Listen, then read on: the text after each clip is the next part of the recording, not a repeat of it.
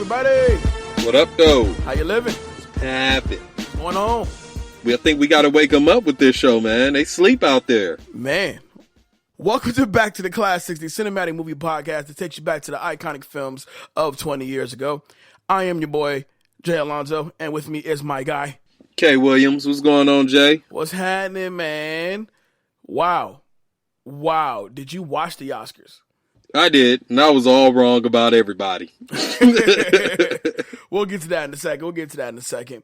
Now, normally we would have a movie to talk about. That's what we do in Back to Classics. We talk about movies that came out 20 years ago.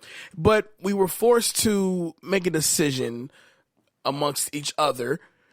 We were going to do Jungle to Jungle. Game Time Audible. Yes, we were going to do Jungle to Jungle. But upon watching Jungle to Jungle, I felt like, nah, let's go another route today. So me and Kay decided to do a quick Oscar recap. As you know, with this past Saturday's show, we made our predictions for the Oscars. We did tally up the score from that show, and we're going to see who made the most correct in our Oscar predictions. Okay, so before we get into our Oscar prediction show, correction.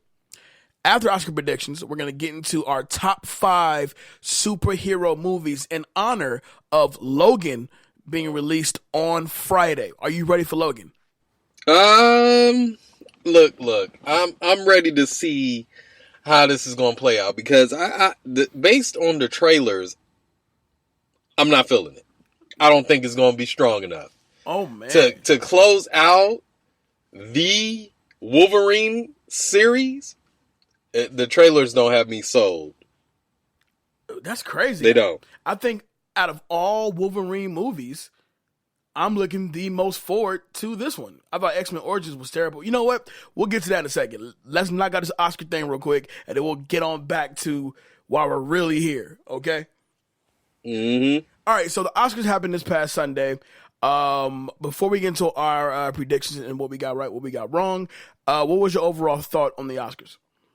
My overall feeling is the same feeling I have every year when I watch the Oscars. But this year, it definitely threw me by surprise. I thought it was going to be just another whitewash show where they sprinkle a little pepper in there just to get everybody in to watch it. Mm-hmm. And then the salt takes it away. You know what I mean? But this year, I was very surprised at the Oscars. Meryl Streep, got a lot going. You have Moonlight, they got a lot going. And they actually stole the show, so I was very surprised to see Moonlight steal the show. Best Picture. What the fuck happened? I'm not gonna lie. I thought it was a Jimmy Kimmel spoof. I thought he was trying to play. No way. No. If he'd pulled that on like a best visual effects or something, that would have been cool. But Best Picture, this is the last award of the night. This is the award that goes out once people are ready to leave and get to their parties and all that. And, I understand, mistakes do happen, right? And, but when you watch it in real time, it's one thing when you hear it, via a Facebook clip or, it was covered like crazy on the news. And of course, Twitter went off. But it's another thing when you watch it in real time. Because everybody had that, what the fuck is going on? Look, you know what I'm saying? Mm-hmm. It was crazy, and at first I would actually blame Warren Beatty, but I can't blame Warren Beatty. But something definitely happened. So basically, when Warren Beatty and Faye Dunaway, who are celebrating their 50 years of Bonnie and Clyde, and they come out, and of course, the younger folks who are watching the Oscars, they're probably looking at like, look at these two old farts. And so they announce the nominees, and then when Warren Beatty opens the envelope to announce the winner, you can tell on his face something's wrong. What he did do, which I thought was hilarious, he totally threw Faye Dunaway under the bus. He's like, no, why don't you go ahead and read that for me one time? He did. He did it wrong. He should have manned up and took that L.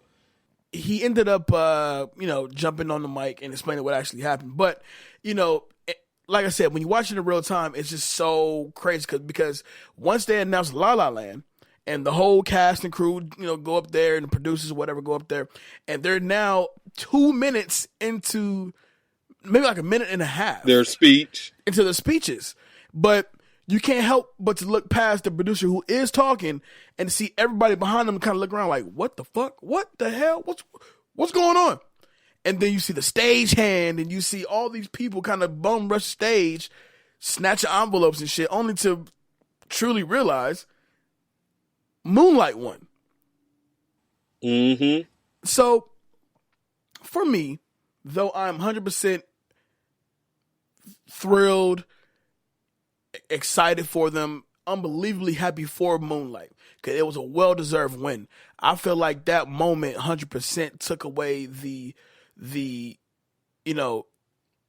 moment. It took away the moment for them to go up there and really explain and be thankful for, having the opportunity to make this movie, and, a movie that only cost $1.5 million to make, won Best Picture. You know what I'm saying? So Right. I thought, the moment was actually stolen from them. It was. That moment was stolen from them. And, the one thing you can never get back is time. Never. One of the things you cannot get back, and that time was stolen from this awesome movie that won 1 billion awards that night. Not to mention, as well, when it comes to people who can actually name, if I ask you, hey, who won Best Picture back in 2010, you have to Google the shit, because most people aren't really going to remember who won Best Picture. What happened? I agree. What happened on Sunday is going to be remembered for a long time, and unfortunately, it's not going to be remembered for the actual Best Picture winner, which was Moonlight. It's going to be remembered for the biggest fuck up in Oscar history. Like, I'm pretty sure the dude who messed up giving Warren Beatty that card for sure works at Del Taco today, without question. He is at Del Taco right now getting those Supremes going. Okay, You stupid. so Side note: The Hurt Locker won in 2010. The only reason why I know is because that was one of my favorite movies that year. yeah, I wouldn't guess that like at all. But overall, I thought the Oscars were cool. And normally, it's a 3.5 hour show. Eventually, it does get boring from time to time. But I thought Jimmy Kimmel was a great host. I think he truly held his own, and for the most part kept us entertained, and Yeah, I agree. But they still got to work on something about still short, keeping it short, because Oscars, they're just too damn long. They are way too long. So I'm thinking, do like instead of having all of the best original song performances, how about you do one performance in a medley and have everybody come out and perform for that medley? That would for sure chop the show in half, about 30 minutes.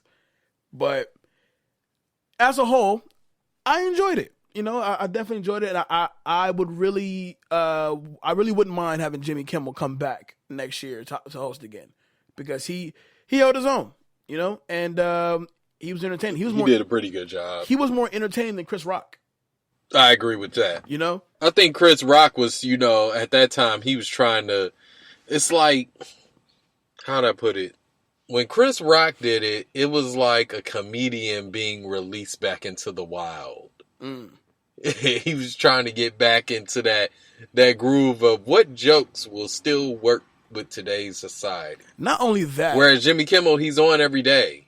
Well, yeah, he's constantly into the fold. So I figure that's why he would do good, better at least than Chris Rock. Not only that, but when Chris Rock did it, that was around the time when the Oscar So White thing was such a huge issue, because you got this black host, but you have no black nominees, so It's it's a one or the other kind of situation. But now that we've seen a major change in the Academy, as far as the voters and who's getting nominated, who's not getting nominated. And I think this year definitely showed that change. It still needs to be changed. It definitely has. It still needs to be changed. A lot of stuff still needs to be worked out, but the progress that we're in right now in regards to, the Academy and every movie that's getting released getting a fair shot at the award, we're making some positive moves. And for that, I got to salute the Academy for that. All right, so let's get into our predictions. It's kind of like, all right. It's kind of like if this was a Vegas bet, we both would be terrible because this was technically a 8-team parlay, and neither one of us really covered. But we didn't hit the spread. Yeah. We took the spread and nobody came through. Nobody. Let's get into this thing. I chose 8 nominees. So for best documentary, K, your choice was 13th. Mm-hmm. My choice was 13th, and the winner was OJ Made in America. Yeah. So that's 0-0. Not 0-0 though. That's 0-0 for sure. Then we get into best animated. Your pick was Moana. My pick was Moana. And the winner was Zootopia. Zootopia. So we're still currently 0-0. Yeah, we're still 0-0. We suck at making predictions. Oh man, I'm gonna do better next year. I promise. Now we're at best director. Best director, you chose Damien Chazelle for La La Land. I chose Damien Chazelle for La La Land, and the winner was Damien Chazelle for La La Land. That's 1-1. Yeah. For best supporting actress, you chose Michelle Williams.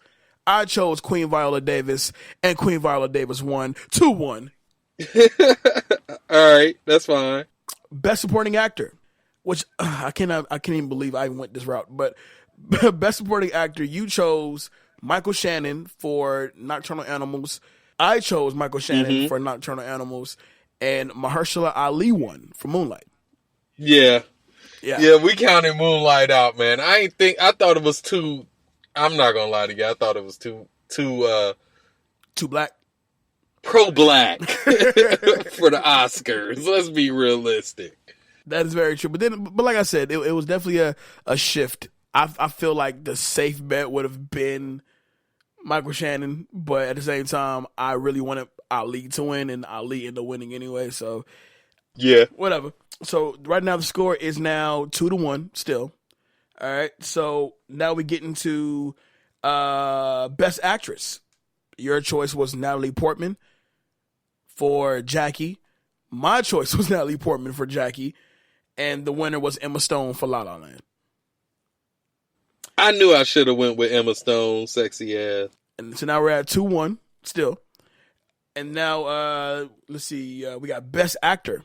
Your choice was Denzel Washington for Fences.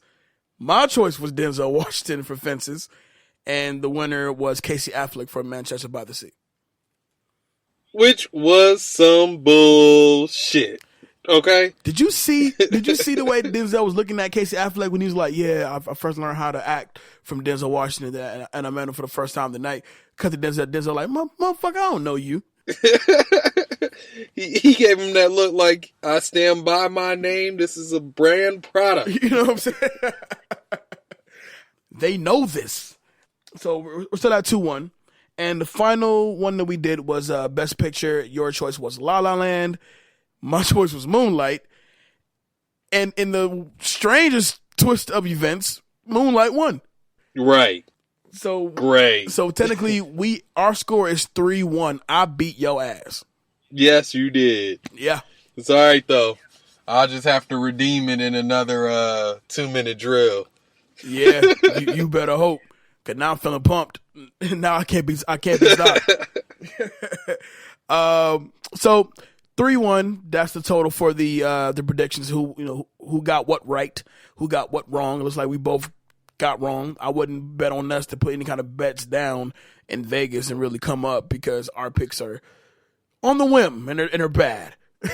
So, yeah. So now we can move on to something that I've been looking forward to talking about. Like we said, Logan comes out this week, comes out Friday. I'm actually seeing it tomorrow night, actually, if I'm not mistaken.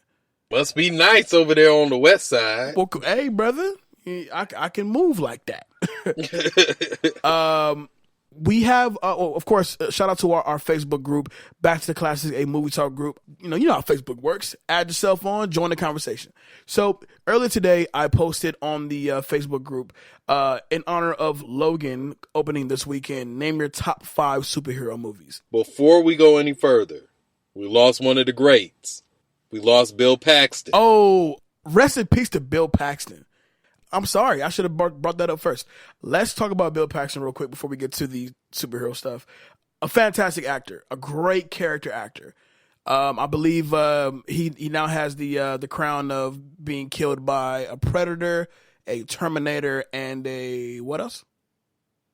Alien. Yeah, he's been on all 3. All 3, like James Cameron, that was his man. So, a great talent. You know, definitely gone too soon. Fairly young as well, and he was still very active out here. You know, he's on the TV show Training Day, and just recently the producers was he on the show? Yeah, it's his show. It was his show. Oh, okay. So he was on that, and then just recently after they announced he passed away, the crew from the show, the producers, the showrunners and whatnot, they're saying that they're not going to recast his role. So I'm not sure what they're going to do with it, but they're not going to recast his role. I remember seeing him in Twister for the first time. And I mean, I've seen him. Mm-hmm. I've seen him way before then, like in Weird Science as Chet and just a bunch of different shit. But Twister, as cheesy as the movie was, it was just different. Because I remember I always seen Bill Paxton's name around, always seen his face around, but I've never seen him like lead anything until I saw Twister, and then from then on, he was just everywhere. He always popped up doing something, with the show he had on HBO, Little Big Love, Titanic, True Lies. Like his repertoire goes on forever. So huge loss to the Hollywood community, to the movie community. There's fans of his work that will always have his work to go back on whenever they're missing their beloved one. Indeed, the first time I seen Bill Paxton, where I knew him by name and face, was Aliens. Yes. 1986, which would be, I believe it was the second Aliens, because I have the quadrilogy. Right. And after that, so this is how I peeped it. And I'm an avid Predator fan. But I watched Aliens, the whole series, the Predator series, and then the Aliens vs. Predator series, right? And then I ran out, and I was like, damn, I'm done. So I started watching Terminator series, and I was like, yo, look how young he look in this movie. Yeah. So I didn't even know Bill Paxton was in Terminator, the first Terminator, until I rewatched it, as an adult. I was like, yo, he was young. Oh, and then I didn't know he was in Commando. Don't forget Mighty Joe Young. Until I started watching that. Mighty Joe Young. Now, I haven't seen Mighty Joe Young in a long time. Oh, it's still a terrible movie, but he's in it, and he's great in it. Yep. But Predator, he was in Predator 2. Like, come on, man. I know, man. People, but the one time my dad knows, now my dad watches a lot of movies, but he does not know actors or the actress's name unless they're big time. Right. But the one movie my dad can pinpoint who Bill Paxton was, is Trespass. Oh, yes. Why did I mention Trespass? My dad can tell you he was in Trespass and Tombstone. Yep. Those are the only two movies he can tell you he was in. Apollo 13. Yeah. Apollo 13 was all right, but, True Lies for me. Yeah. He played Simon. He played Simon, yeah. You'll never forget Simon. Not at all. If you watch Apollo 13, True Lies. On behalf of Back to the Classics, we would like to offer our deepest condolences to the family and friends of Bill Paxton. Fantastic actor. He definitely will be missed. Truly will be missed. Let's move on to our top 5, man. I'm ready to do this. All right, I'm ready, man. We have people who got onto the our Facebook group to give their opinions on their top 5, and then the funny thing about it is when it comes to like superhero movies, it could be anything. Like it's not comic book movies, superhero comedies, anything that has a superhero theme is what we're doing today. So some of these are great. Like I see people have Unbreakable on here. I see Teenage Mutant Ninja Turtles, the 90s version, Meteor Man, the first X-Men. You put Steel with Shaq. Hey man, Steel was the first black superhero they put on TV in a movie. I don't care what anybody say. Steel with Shaq Diesel. Shaq Fu. It was better than Kazam, I'll tell you that much. You're right. It was way better. He was in the hood. He had a little bulletproof suit on because he knew he was going to get shot. Come on, man. Steel all day. Okay, so we both have top 5, and we both have, we decided to go 3 honorable mentions for this. So before we get into our top 5, let's go with your honorable mentions first. So my first honorable mention goes out to those 5 terrific kids who was recruited by aliens to defend the world. The Power Rangers. Mighty Morphin Power Rangers, the first one, right? The very first one. Yeah. Where they fight Ivan Ooze. Now, did you know that Ivan Ooze comes back to the screen again in X-Men Apocalypse? As Apocalypse? He is Apocalypse in that I'm telling you, if you did a split screen right now, Ivan Ooze is Apocalypse. Hey, he do look like him though. I ain't gonna lie. I saw a lot of memes that had that on there. You know what? The new movie that's coming out, I am looking forward to this new movie. It's definitely bringing that nostalgia feeling back. But that first Power Rangers movie, I remember being a kid, going to the movies, going to the Magic Johnson Theaters in LA, and I had on my Red Ranger costume from Halloween. And You would. it was tight as shit too, because Halloween was maybe 6 months prior to that. So I had it on though. I had mine on. I think Los had a blue. I think he was a Blue Ranger. So I was a Red Ranger, he was a Blue Ranger. And man, we were so damn excited for this movie, man. It was like a dream come true to see the Power Rangers in a movie on a big screen. You know what I'm saying? And then, of course, all that was tarnished, obviously with age, but with the sequel, Turbo, a Power Rangers movie, which was just ass juice. Yeah, I didn't watch the second one. I didn't watch that sequel, the Turbo. All right, well, what's your next honorable mention? My next honorable mention goes out to the Master of the Universe. Oh. He-Man. He-Man. Dolph Lundgren. Now, He-Man, I don't know, because I'm showing age, but He-Man came out in 86, 87? Yeah, you are showing age right now. I can't really tell you. I got to fact check that. Hold on, let me see. 1987. 87? Yep, 87. Oh, damn right. Yep. 87. Shout out to He-Man. Are you looking forward to because his toys was dope. Are you looking forward to the Masters of the Universe remake? Oh, I don't know. They got a remake? There's one in production. Oh, I'm going to have to fact check that one. I believe there's one being, shopped around. So you never know. You may be in there with your He-Man costume on back from 1987. That costume don't fit no more. I mean, at least put on an arm or something. You never know. All right, and If I do go to the movies, I definitely would go as Skeletor. okay, all right. That was the villain. So give me your last honorable mention. My last honorable mention goes out to the people that created this movie. Because without this movie, we wouldn't have Max Steel horrible movie. This goes to Star Kid. Star Kid was definitely an honorable mention. Oh, wow. You pulled that one out the ass. Wow. All right, so explain Star Kid to me. If it wasn't for Star Kid, we wouldn't have good kid live action movies like Max Steel, that was supposed to be for kids, which was freaking horrible. But we also had Aragon.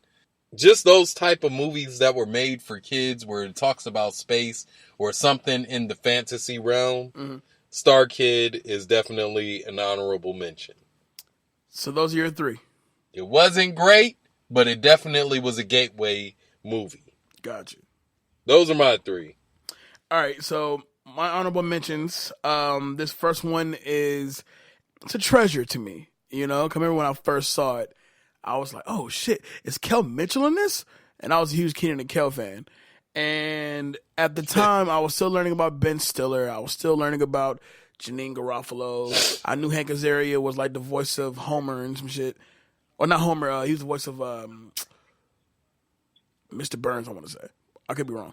But the movie I'm talking about is Mystery Men. Yeah. Good movie. Good movie. Yeah. That is a movie I would love to see a sequel to. If you can get the original cast back together, I would love a sequel to it. Ben Stiller just can't write nor direct. That's my only, that's my only That's your only stipulation? My only stipulation. He can't write nor direct. Just be in it. And then my next honorable mention, I gotta go to the movie that kicked off the MCU, and that's the first Iron Man. Honorable mention? As an honorable mention, I love my top 5, and you can't change my mind for nothing. But it's an honorable mention because, like I said, it's the movie that kicked off the MCU. It's the movie that, the naysayers believe when they announced Robert Downey Jr. as Iron Man, they were like, get the fuck out of here. Like, what? We want that crackhead playing Iron Man. The hell? So what? He gonna smoke it up? But the movie came out, directed by Jon Favreau, and it was fucking awesome. I mean, Iron Man, the first Iron Man was so great, and it literally kicked off the MCU because after Iron Man, we got Incredible Hulk. After Incredible Hulk, we got, I want to say, Captain America or Thor, one of the two. It was Iron Man, Incredible Hulk, then it was Captain America, Thor, then the Avengers. Right. Then it was Iron Man again, then Captain America, then the Avengers. Right. I love the MCU. Shout out to the MCU. And speaking of the MCU, my third honorable mention is Captain America: The Winter Soldier. They take a superhero movie, a comic book based movie, and they make it an espionage spy thriller. And I was in love with it, you know what I'm saying? But these other 5 movies are very near and dear to my heart, and that's the reason why I couldn't put Captain America: Winter Soldier on my top 5. But if I had a top 10, it would be there. 100%. Joe and Anthony Russo, the Russo brothers, they're going to do Avengers Infinity War. I cannot wait to see what they do. I think these two were the perfect grab for Marvel because they were able to pick up who did the first Captain America? Oh man, I can't think of his name right now. Fuck it. They did better than him. And they was able to put together this, a movie that's in the MCU, but it stands on its own as its own thing. And it didn't flow like a typical Marvel movie would flow. And I thought it was just great, I give you that. Because, I mean, the whole MCU is like their whole lifestyle has changed movies. But and let's say this. I am a Marvel fan. I've been Marvel since I used to collect the comic book cards. Yes. You know what I'm saying? I've always been Marvel. But DC is always going to be that kickstart. DC will always be the beginning kickstart. They should have been when they first came out with the first Batman. They should have been a kickstart for this movie universe. They had the upper hand for the longest time. Now they're trying to catch up. Get into our top 5. All right. My top 5, I can watch 6, 7, 8, 9, 10 times a day. Right. And be cool. So I'm going to have to go from newest to oldest. And my number 5 will definitely have to be Civil War. Captain America Civil War. Nice. The movie was dope. It was. It was dope. The way they incorporated a 12-man fight against each other. You will never see 12 superheroes go at it like it was the last piece of chicken on the table. I mean, it was dope. It was dope. I could watch that movie multiple times. Yeah, that airport. My number 4 will definitely. Yeah, the airport scene is gotta be the best scene. That and the beginning when you first see Black Panther in action. Yes, we got our first look at Black Panther in action. Now I cannot wait for next year because now we get Black Panther the movie. The movie, exactly. So that'll be my number 5. My number 4 will definitely have to be the very first Avenger movie from the MCU. It was well put in terms of how they brought the Avengers together. The punchlines definitely made it cheesy. Right. So I that had to go number 4. All right. Okay. My top 5 is not the most eclectic because, I feel like the older we go, the further we go in this superhero universe, the huge universe, the movies get better and better, right? So I'm like you. I kind of took it back for my number 5, and I'm kind of working my way back up. But they're kind of mixed up in between the 2010s or the 2000s, right? So my number 5, right. or in the 90s too, because what my number 5 is about to be. My number 5 is a movie that, just like you, I can watch 10 times in a day, and I still love it. All right? And that movie to me is the Damon Wayans classic, Blank Man. Yeah, I said it. Really? Yeah, I said it. Okay. I said it. Blank Man is so damn funny. And it's not an original concept, but it's a play on the superhero genre and how this regular nerd can just create some shit and become the Batman for the city, and Damon Wayans and David Alan Grier and their chemistry in this movie. Oh my God, I love this movie so much. Like one of my favorites for sure. And as far as my superhero genre, in my top 10, it will still be at number 5. Absolutely. Okay.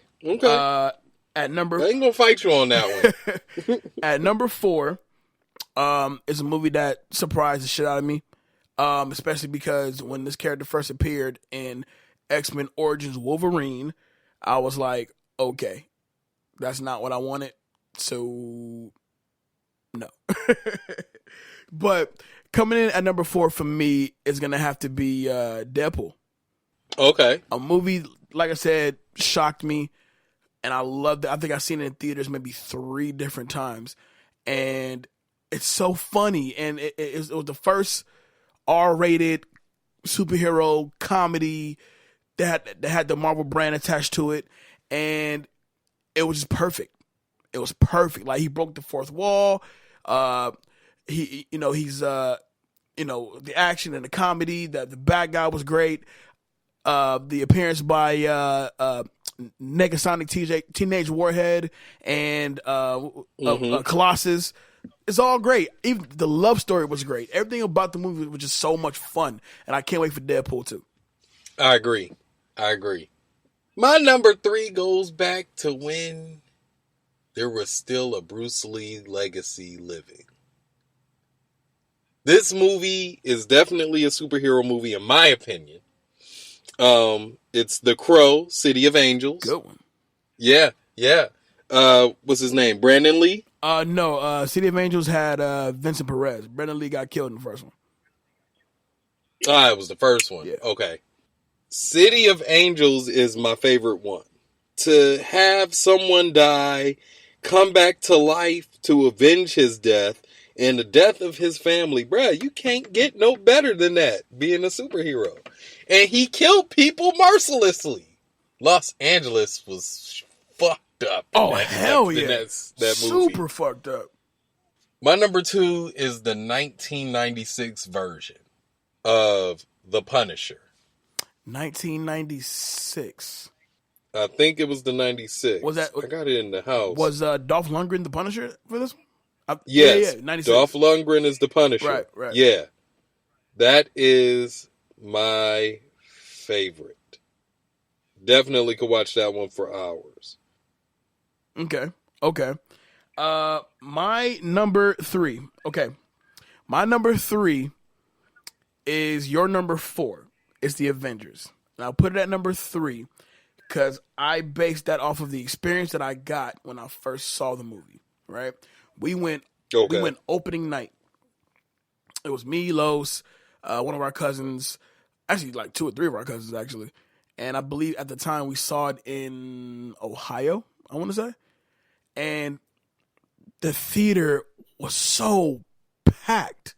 Mm-hmm. Essentially, this is the first time we're seeing a collection of known superheroes together in one movie fighting as a group. I remember sitting in the theater just being glued to the screen like, this is some cool shit. This is so cool, you know? And the writing is great on it. The action is great. I still feel Loki is the best villain that they've ever had on the Marvel side. You know, I'll give you that. He has been an excellent villain. He's a great villain. And Kevin Feige at Marvel. And he's consistent. He is. He's consistently good. Yeah. Kevin Feige at Marvel said when they were putting together their movies, they said their movies focus on the hero. The villain is a secondary character.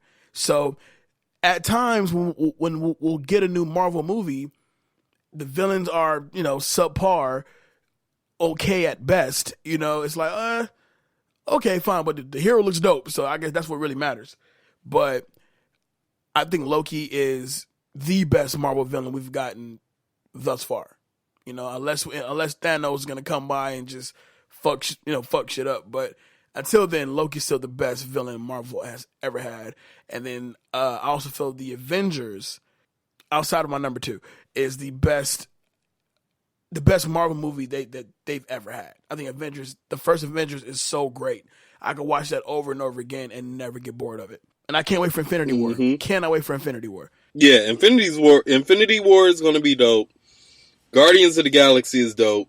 It's going to be dope. I'm excited to see when they're going to reveal these next 3 gems?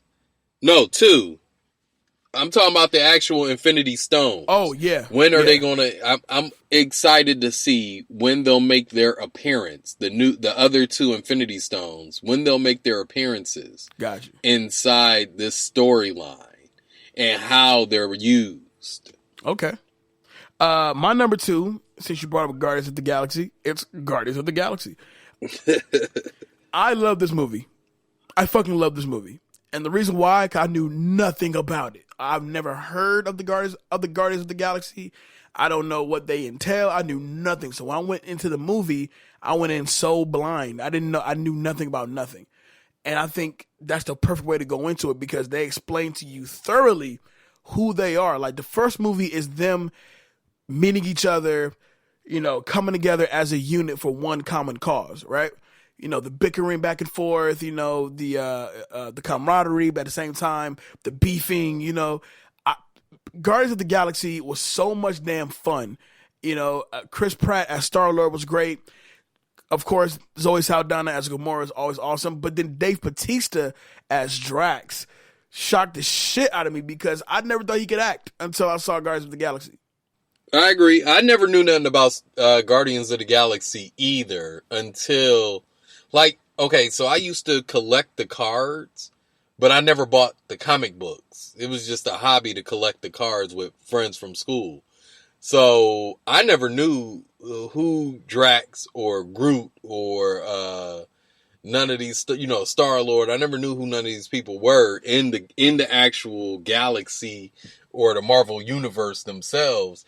I just knew of them as individual cards.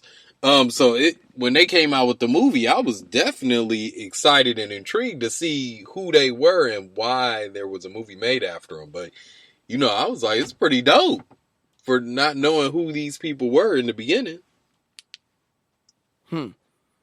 Well, it's weird because you have a movie where, imagine somebody trying to pitch you on, hey, listen, we have a rogue guy from Earth, an alien chick, a tree, and a talking raccoon, and a guy who lost his wife and kids, and now he's out for revenge. Let's go see that. And it's like, nah. But right, I'd have been like, dude, what was you smoking? But then you go see it, it's like, oh, the movie's fucking awesome. So what you got for number one? What's your number one favorite superhero movie? Hey, my number one, hands down, Meteor Man. Meteor Man? Meteor Man. It's my number one. Wow. I cannot tell you how many times growing up I've watched Meteor Man. Oh, wow. Lords. Baby Lords. Man, it's so many different things to watch inside of Meteor Man. You just kind of like, it's a nostalgic feeling for me every time I watch it. So, okay. So your number one is Meteor Man. Meteor Man is my number one. My number one is going to be the best Batman movie ever. The Dark Knight. The Dark Knight. The Dark Knight gave me... I can debate you on that, but, that'll be for a later time. Nope. The Dark Knight is hands down the best Batman movie I've ever seen. Okay? Rest in peace to Heath Ledger. His Joker still gives me chills, because I look at Heath Ledger as a Joker, how people look at Ben Affleck as Batman, right? And we're talking about Heath Ledger's the Joker. Like, nah, I don't think I really see that. But then you see the movie, and the movie opens with him. Oh my God, that movie's great. That movie's fantastic. Christopher Nolan owns the Batman series until either Matt Reeves with this new movie with Ben Affleck or another Batman movie comes to fruition. Until then, The Dark Knight is still the best Batman movie I've ever seen. And the reason why, and another reason is that Dark Knight Rises wasn't that great. In my opinion, wasn't that great. But Bane as the bad guy was awesome. But it was like, wasn't that great. The Dark Knight is a perfect superhero movie.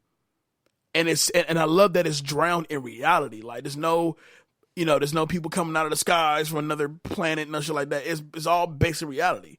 So, he created the world. He created a Gotham City to where a dude can, swing around in his black tights and it doesn't look weird, and they call on him to save us, So, dude, I love The Dark Knight. I really wish Chris Nolan would come back and do another one. But the way Warner Brothers is going, nah, I doubt it.